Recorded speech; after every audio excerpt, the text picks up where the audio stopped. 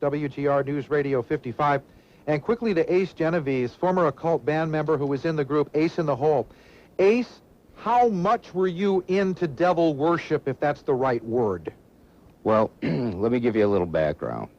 First off, I became a born-again Christian in 1995, and what led up to that, my background was I was Roman Catholic, like Tom here, and I didn't believe in God or the devil, really. It was funny. I went to, Sunday church because the parents made me, you know, and I didn't really believe. So I went on through life, and I played music from the time I was 11 years old, and I always wanted to be a rock performer. So for about 15 years of my life, I was playing music. I was in Ace in the Hole. We were, in '94, we won Buffalo Music Awards for New Original Group. We were a wild, theatrical, heavy metal, Ozzy kind of type band. Ozzy Head-banging heavy metal. The heavier the better, yeah. That's what we were. Like Ozzy, was there a satanic overtone to your music? More than Ozzy, yeah. We had quite a theatrical show, but the thing is I sold it off on a hype. Right. But like I said, I didn't really believe God or the devil at that point. Did you get caught up in the hype? See, that's what happened. What happened was I would have coffins on stage and all kinds of stuff, spitting blood and biting girls on the neck and the whole 9 yards. What a guy, huh? But the whole thing was I started getting into the hype and the lifestyle that I became this character off stage. Jeez. Okay, so I started playing around with Ouija boards, tarot cards. I didn't believe in any of that junk. And one time I was alone at my house, and I had a Ouija board.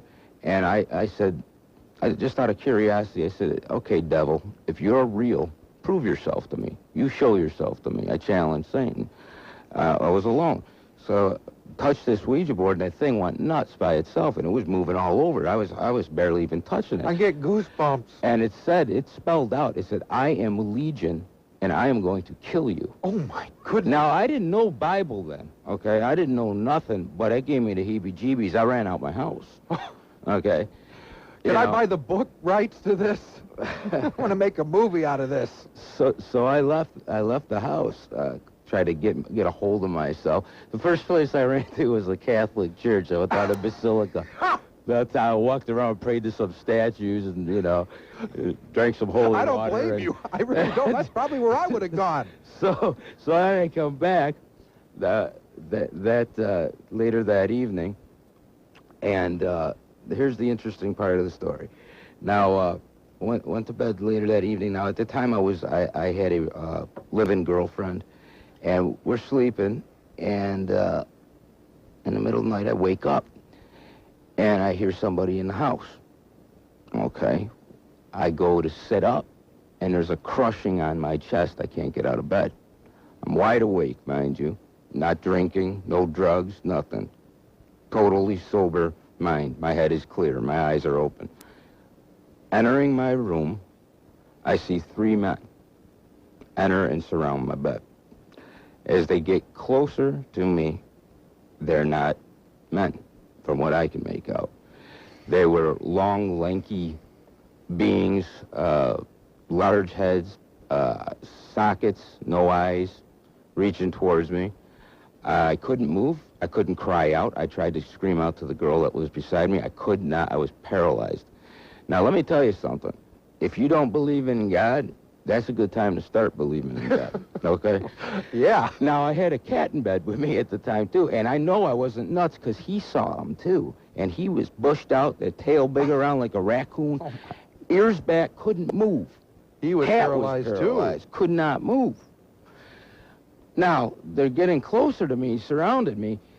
All I started saying, somewhere from my Catholic past or whatever religion I picked up on, Jesus, save me. I kept praying over and over in my head.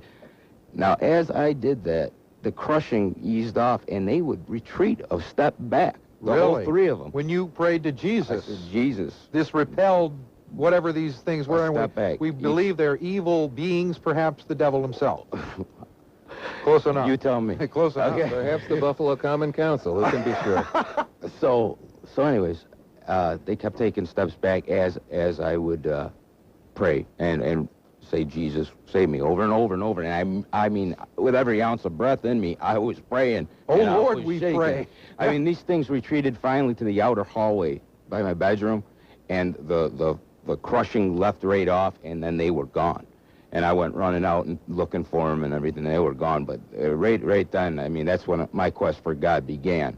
Because I says, well, all right, Exhibit A, the devil's real, okay? Incredible story. And I guess what might have happened is that you became so much into the devil thing that the devil embraced you in reality. And that was the turning point for you to become born again. And the thing was, a lot of people say it's hallucination, this and that. I was like, listen, man, I didn't do no drugs. I mean, I've been a juvenile diabetic all my life. I've been a sick kid all my life. I didn't need no drugs and being messing up my health anymore. I was sober, clear-minded. That happened. Now, the next thing was I began my quest for God. First place I went was the Catholic Church.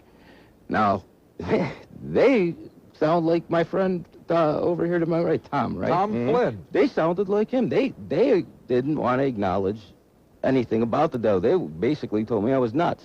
Is that right? A lot of sympathy from the Catholic Church? Yeah, lots of it. I got a lot of sympathy from the Catholic Church when I tried to get excommunicated, too, but that's another story. You tried to get excommunicated? Law, about 20 years ago in Milwaukee, Wisconsin. I've never seen so many confused clerics in my life. That is an unusual request.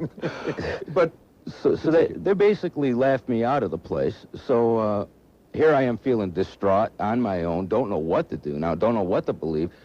Who am I going to turn to? Well, I turned to Christ, turned to God. I mean, I was praying to Christ. They left. So I said, okay, Jesus, make yourself real in my life. I hit the floor in my apartment. I on my hands and knees, and I said, God, come into my life, make yourself real to me. I said, you find me a church to go to. I don't know nothing. And I'm a, rock musician. What do I know? I know how to play the power chords. So he says, you find me a church. Now, here's the interesting turning point for me. This really cinched it up. I mean, because I was as diehard, didn't believe in God or the devil as this guy here. And what I just said is, find me a church. Now, the next day, there's a knock on my door. Guys I haven't seen in years, okay? Used to play in a band with me, right? My roommate. I didn't even recognize him. Short hair, clean cut. I'm like, who are you? He's like, Ace, I'm your roommate. I was like, John? And he's like, yeah, come on in, man. All right. So we're talking, and I said, so what's new in your life? He's like, I'm married now, this and that, and everything. He goes, I'm serving God. I'm born-again Christian in the Bible, believe in church. And I said, my heart just went, bow. I said, wait a minute. I was just praying about going to a church. I asked God to show me the church he wanted me to go to. Coincidence? Are all these things coincidence? And how many coincidences do you need before you start saying, wait a minute, hold on, And was he with the old-time Baptist church? Yeah, yes, he was, and I've been there ever since. But I'm starting to see a pattern here. Wow. That is unbelievable and one of the most compelling stories I've ever heard. Do you still play the music? You gave it up? Pretty much gave it up. I mean, when I sit around at home, I strum now and then. But I mean, I'm more interested in the things of God, working on the things of God. You're not You're not biting off any bats' heads anymore. I never did. Never did. I used to bite out throats of people. Yes, no, those days are over. Those days. Well, that's part of the story. There's Christian rock. That is an unbelievable story, and I appreciate our caller's patience on hold here, as Ace Genovese told us his story in a nutshell, and man, you ought to write a book on this.